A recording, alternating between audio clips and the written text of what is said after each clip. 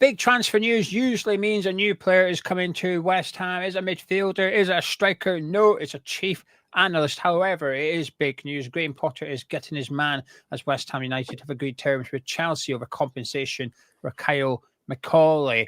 A few bits and pieces to be done, I's to be dotted and T's to be crossed, but it looks like Potter will be getting his right-hand man to join him at West Ham, hopefully later on this week. That's what we're going to be discussing today. But if you're new to the channel, please do subscribe. Make sure you subscribe. If you think you have, just double check. But 1/3 of you watching this haven't done it yet. So let's sort that out, shall we? And also drop a like on the video as well by clicking thumbs up. It's good news. It's positive news. Looking forward to it. Let's get 1,000 likes. Frankie, you've seen the news. What was your take on it? How sure are you that it's not a striker signing, mate? Because he's 38 years of old. He's a free transfer. He scored 39 goals in 42 games for Aller Athletic, far better than we've ever had as a ratio goal to game for any striker we've ever had. He ticks every box for a Sullivan signing in a January transfer window. Maybe Sullivan thinks we're signing a striker, and that's why he's agreed to it. Wouldn't surprise me. Anyway, so I think this is good news. I do have one thing that's going to be deemed negative, so I'm going to leave it towards the end. It's just my honest take on it. However, I'm 90% positive about this. What's your vibe? I could go down the route, which wouldn't make a very interesting video, and just say that, does it really matter? I think we've sat here and discussed before about people who coming in and can get involved in transfers and this, that, and the other. We all had the Tim Steidten hype and how amazing that was going to be for West Ham, and we still managed to ruin these things. So we can sit here and we can discuss it. And my honest opinion, which, like I say, doesn't make a very good video, is that we've got to see what unfolds. At the end of the day, it really does depend on how much authority we give him, what we give him, how much does that leave Steidten, and actually it just seems like another bit of confusion in amongst an already very complicated kind of agreement on who we should sign, because there's so many people who want to be involved. For the sake of the video and to be a bit more positive about things, is that we still haven't got it right. So you're better off trying something new than doing nothing at all. So whatever we did in the last few windows, look, I know a lot of people are saying there was no positives over our last transfer window. I'm not quite there. I think there were some okay bits that have been done, and I think it's all right. Yeah, are some not really looking like they're going to work out quite how we expected? I think that much is obvious. But, you know, this guy, he got his opportunity in football from, I think, somebody from family members. He's then been involved everywhere that Potter's gone. I am yet to see any clear evidence that this guy is the man, and really is the one to sort of say, look, you know, he's definitely going to be the guy who's going to put all of our transfer worries and woes to bed and move us forward in the right direction. But at the end of the day, what we said, and this is the most important factor for me, whatever you think of him, whether you think or not he is the right man to be involved in our transfers moving forward, we did say that Potter's got to be given what he needs to succeed as a manager. And if he says that he's a big part of that, then you've got to give it to him. And it means that there are no excuses. There isn't anything that he can say, well, I wasn't given this, I wasn't given that. If he thinks he's the man that he needs, then I'm absolutely all for it. Seems like you, though, on the other hand, mate, are very excited by this. Yeah, I am. I feel like when you were talking there, I was thinking maybe I should have got Frankie to host this, and he was firing questions at me. I feel like I can present two bits of evidence as to why this guy is good. Just two. We've covered Kyle Macaulay on this channel a little bit recently. The video I did with Frankie last week or the week before, we discussed Kyle Macaulay in there briefly because his name was brought up in negotiations when he was talking to Chairman David Sullivan coming to West Ham. So it's not a new name to the channel, but for those who perhaps are unaware, he joined the Swedish club that Potter was at. I still don't know how to say his name. Do you know how to pronounce it? Ostersunds? Yeah. I don't know. Ostersunds. Anyway, Swedish club Potter was at. So he went there, but he didn't go there immediately. Potter was already there for a couple of years before Macaulay joined up. So he went there in 2012. Potter was there in 2010. So he joined when they were in the second division and helped get them promoted. He had a job title as performance analyst whilst there. But like I said in the previous videos, I doubt they would have had a recruitment guy. Maybe I'm being naive, but I'd be surprised if a second division club in Sweden had a scouting department. I think they had one guy did everything, a bit of a Swiss Army knife. I think he was that guy. Probably analysed the next opponents, looked at the transfer market. He probably did everything in that regards. When Potter went to Swansea, he went with him. When Potter went to Brighton, he went with him. His job was getting a bit more niche every time he went, and was really focusing on recruitment at this point at Brighton. And when Potter went to Chelsea, he went there. And I think this is part one of my evidence, Frankie, is that when Graham Potter was sacked from Chelsea, and many of his backroom staff were, not all of them were, but many were, Macaulay was kept on. Chelsea said, right, that lot are going, but you're staying, and so was his goalkeeping development, who will not be joining West Ham. He's staying at Chelsea. Chelsea will not be allowing the guy in charge of identifying goalkeepers for Graham Potter. He will remain at Stamford Bridge. So evidence one is Chelsea liked him, even though they were sacking Graham Potter. They thought, this guy's doing a good job, so we're going to keep him here. My second bit of evidence is that when Chelsea went with basically a blank checkbook to get Graham Potter out of Brighton, Potter could have identified anyone really and said, I need him, him, and him. And Chelsea went, how much we're taking them? How much are you wanting? Potter's picked him and said, this is the guy. And I think he is one of the identifiers of talent. And this is where I have some reservations over it. There's little evidence to no evidence, as far as I'm concerned, that he is good at negotiating or anything like that. I think he's good at identifying talent. And from what I understand, his job at Brighton was to write up scouting reports on transfer targets. And then Graham Potter would run his eye over it and give his opinion as well. And then off the back of that, and other people involved, they would decide which players to go for.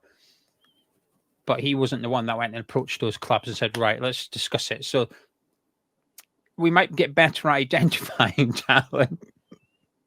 Doesn't mean we'll get better at bringing players to West Ham United, though. So there's still that bridge. So while I'm happy he's coming in, and I think I'm more happy the fact that we're paying compensation for someone, by the way, a non-footballer, we're paying compensation for it. I think that's, I say, quite exciting new, I guess, and Sullivan must be doing it with gritted teeth to get him out. But I think this is, like you said, this is backing Graham Potter, and I think this puts to bed the rumours or the discussion around what Graham Potter's contract was. Because there was some talk it might be 6 months with clauses, 2.5 years with break clauses. Then there was a talk when he signed that it's just 2.5 years straight. I think this proves it's 2.5 years straight, because I don't think I don't think David Sullivan would go pay compensation for getting a recruitment analysis if there's any chance Graham Potter's gone at the end of the season. So I think this confirms that Potter's contract is 2.5 years, but it's backing Graham Potter, and I think it's important that we do that. I'm going to leave my believe it or not, what I just said there about negotiating, that's not the negativity part. That's still to come. It's not negative. It's just a little bit concerned. But as far as I'm concerned, the less David Sullivan has to do, the better. And this takes a little bit away from it. David Sullivan is shown with Tim Steidten that Steidten never really had much power. His first year here, he was battling with David Moyes. Moyes went. Lopetegui came in. Then after one transfer window, Sullivan said, right, enough of that. I'm having that back. Thank you very much. You know, Tim was never in a position of power at West Ham United. And I think, a lot of us suspected that would be the case. It's been proven that that's the case. I think this is a little bit different, because if Sullivan falls out with Macaulay, he's then got an issue with Graham Potter or vice versa. And I don't, in regards to falling out, Tim obviously fell out with Lopetegui and David Moyes. I don't think that's going to be a risk here with Macaulay and Potter. So I think we're assembling a team rather than individual departments that we're hoping can work together, if that makes sense. So the less Sully's got to do, the better. So Kyle Macaulay to West Ham, I'm all for it to some extent. Yeah, well, the thing is, though, there are some who would react very differently to that and say, actually, the ones that are pegged as Sullivan signings recently are the better signings out of the crop that we brought in. So it is, but I do agree with you in a sense that I think that's the difference, isn't it? It's, Sullivan, what you don't want him doing is the negotiating. Like, he can pick a player, but we know how awkward he makes it. We know the reputation he's got of negotiating with people. It might be a bit of a dream team. Who knows? And there'll be some people who'll be having this conversation saying, well, where does that leave Steidten? It might actually leave him exactly where he is, which will be, we've got this guy who comes in. He's a bit of an analyst. He's going to, help us pick the right people and help us sort of get that first bit done with Graham Potter as to what do I need. He understands how Potter works. They've worked together for a very long time. That seems to be a really nice little fit. And then it's handed over to Steidten. Steidten's on who gets on that jet. He goes and convinces people to come over to us and we get the job done. It could be a little dream team in the making. So hopefully that's the case. I agree with what you say, because I think, Steidten will have his critics and his credits, but I think one thing I will say he's been very good at West Ham is the negotiating side of things. To go to Ajax and get Kudus, to go and get Todibo. Now Todibo hasn't worked out as a transfer, but put your opinion of Todibo to one side a minute. Juventus wanted him and he wanted Juventus, and Steidten went in there and negotiated aggressively to bring him to West Ham. He went to France to try and drag him on the jet, basically, and it worked. He got him. So I think what he has shown is he can convince players to come and join West Ham, and that's what I said regarding Macaulay. There's no evidence he can do the negotiating side of it. Maybe at Chelsea he was a bit more involved in that because his title at Chelsea was chief analyst rather than recruitment analyst or anything like that. But Chelsea have got a lot of sporting directors and stuff, so I think they would have been doing that side of it. So my concern, I do think I find a nail in Steidten's coffin. I'm even more. I'd be even more surprised if he's still here next season. But the concern would be that it's probably and possibly David Sullivan that's going to be doing the negotiating, and that concerns me a little bit because, like you said, we've all seen the email to Sporting. Sell us your player. We're going to loan another player from PSG and stuff like that. He ended up getting labelled up as a dildo brother. Still one of the best phrases. Anything else you would like to discuss regarding Macaulay before I bring my negativity into it? No, I don't think so. Like I say, my issue is the background. I don't think he's ever really shown in any part of his football world. Actually, he got given opportunities all the way through his career, from playing through to now. He's very much been handed it on a plate. I'm not sure I've ever seen any evidence of him really doing something and pulling up trees that makes you go, okay, that's your credentials. That's what you can hold up and say, look, this is why I'm the man. So I hold reservation because of that. But at the end of the day, like you say, he's obviously got something about him for Chelsea to keep him on. But then I could counter that and say, well, they're happy to let him go. They're not exactly fighting tooth and nail to keep him right now either. But like I say, the most important thing for me is that Potter's being given everything that he's asked for. And actually, this could have been the first almost rift or downfall between the board and the manager, and typically that's what we would get wrong. This is the sort of thing where we might have not made promises but said, yeah, you can have it, and then all of a sudden it comes to the crunch and we could have turned around and gone, look, that compensation, we're not paying it. Sorry, we know we said we'd bring him in, but we're not prepared to pay that money. You've got to go and do something differently. The fact the club have gone, no, we're going to follow it through, stick to what we said, it only bodes well for Potter staying motivated and not having any excuses and being given everything he needs to do the job. So tick there. Yeah, I think when after the appointment, there was, I think Sullivan said it to someone about how this guy's, hopefully going to bring success to West Ham, and then Karen Brady said, "Oh, yeah, he's going to." I think Karen Brady said in her column, 5 to 10 years, and he's going to bring silverware to West Ham. Now, when I read it, I went, pfft. Right, I think most of us did. But the reason I did it, and this isn't Graham Potter's going to do that. I don't think so. It was more, you're going to put things in place that ensures he's here for 5 to 10 years and he brings success. I don't think so. But this is, there's still a long way to go. This isn't one step and that's it. It's going to happen now. But I think it's an indication that maybe they are serious about Graham Potter being here for the long term. Are you ready for my... Go for it. When Steidten arrived, I was hopeful that he would be someone that would oversee a lot of things at West Ham on the day-to-day running of the club. But also when it came to replacing David Moyes, he'd be, responsible for that, and it wouldn't be David Sullivan. Now, that didn't prove to be the case, and even replacing Lopetegui has proven that that wasn't the case. So we've had two managers, we've had two head coach appointments since Steidten's been here, and he's been in charge of neither of them, right? So that was already proven. But one of the things I liked about the appointment of Tim Steidten was it was independent of David Sullivan. And now we now know that it was Daniel Katinsky. But at the time, it was like, right, who's picked this guy? Because it ain't David Sullivan. There's no way in hell Sullivan knows who Tim Steidten is, right? And now we know it was Katinsky. But with this, my concern, and it's a very long-term one, is that when Potter goes, Macaulay goes. I think we've seen that. Potter left Sweden, he left Swansea, he left Brighton. Macaulay went with him all the time. The only difference between that and Chelsea was he chose to leave Sweden, he chose to leave Swansea, and he chose to leave Brighton. Chelsea was the first time he got sacked, and Macaulay was kept on. But as soon as Potter's got a new job, Macaulay's gone, I wish to go with Graham Potter. So I think it's a very fair assumption that Macaulay will follow Graham Potter wherever he goes in his career. And I don't have an issue with that.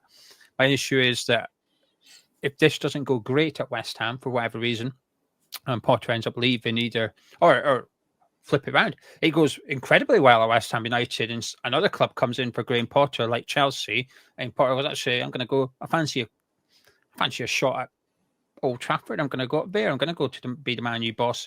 And he goes, I'm having Macaulay. Macaulay goes, oh yeah, I'm going with Graham Potter. That would leave a hole in West Ham, and it goes full circle back. Well, David Sullivan is now in charge of everything again.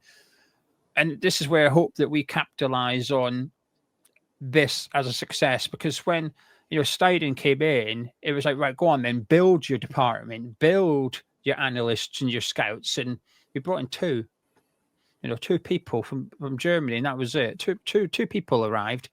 That's not building a department. That's giving your mates a bit of work, right? So I'm hoping that if Macaulay comes in, that West Ham now build a department so that if Macaulay does go eventually, the rest of the staff remain and things continue as they were, if that makes sense. My concern would be that if he goes, everything goes out the window. Remember when we sacked Pellegrini and Huselos got sacked too? Do you remember the report? The entire scouting thing went with them because Huselos did it all on paper. So Huselos picked up all the scouting West Ham had done under Pellegrini. It was all done. It wasn't even digitally recorded. So he took it with him.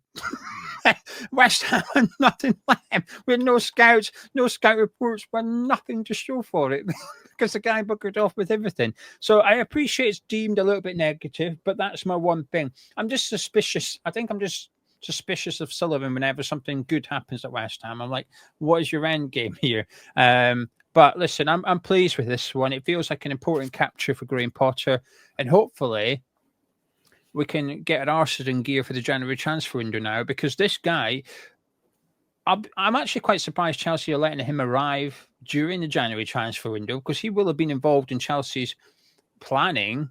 So he will be rocking up with a list of names in his back pocket that Chelsea have perhaps looked at and deemed maybe not quite good enough for Chelsea, but they're more than good enough for West Ham United. So hopefully the last 11 days of it's the 3rd of February, the window closes, 2nd of February, the Monday. So we've got over 10 days now. I'm just hoping we can get our arses into gear and start bringing in one or two players that Graham Potter wishes to utilise. But the bigger picture, Frankie, I'm hoping now we can start planning for the summer transfer window. Potter, Macaulay, get some targets lined up, because even with Tim Steidten, I never felt we were that prepared for the summer transfer window. We came into it and there was a few players we identified and whatever, but we went over to Brazil and came back with like his third choice. So hopefully this is good. I'm excited. I'm looking forward to it. And I guess well done West Ham for going and getting someone Graham Potter deems very important to him. And fingers crossed it can bring some success. Anything you'd like to add? Summarise? No, I just I echo exactly what you said there, but I do think we're kind of in a now situation. I don't think we was ever going to go and put in the future right now. I feel like we needed some, and Graham Potter didn't need someone who was going to come in and maybe be a little bit, have a difference of opinion, difference of ideas, not quite on the same wavelength, not quite on the same page. Yeah. Actually, I think that would have been an absolute disaster. So why I definitely want to see us put in infrastructure for the long term. And you're right in saying that we should have somebody who's involved who, as we said, creates an identity of a football club, what the football club wants to be, builds a team and a database of players that we've seen it with other clubs. Somebody leaves, but they've already got the next man lined up. Well, Brighton are the prime example. Absolutely, mate. Absolutely. So we've seen it. We've seen how it can work. And then you're always prepared for the next transfer window because you've already had those people you've been looking at for a very, very long time and they're already lined up and it don't matter who leaves. You could have Jared Bowen walk out the club tomorrow. You should know who's the next man going to come in, who's going to replace him. So that is a proper football club. That is how it should be planned. But I do feel like we needed now a scenario that benefited the now. And I think this was the perfect scenario. So yeah, I think it makes sense. I think it definitely gives Potter the best chance of succeeding the best that he can at West Ham, which is good. But I'm a bit with you. I'm not so sure we see much activity this window. I know we're all desperate for it. We're pretty much down to the bare bones. It's very clear that the squad needs bulking up and, you know, there's some really key, I think, sort of positions that we need to sign for.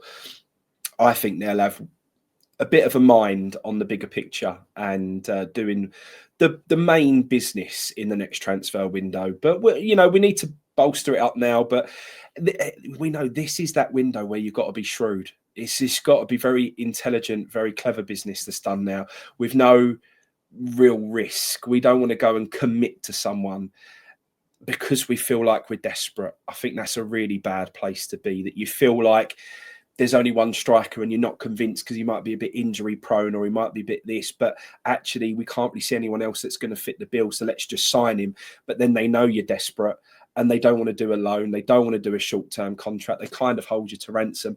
And that's when we always come up with, we fall short. We're so bad at doing business like that. So I don't want to see any of that.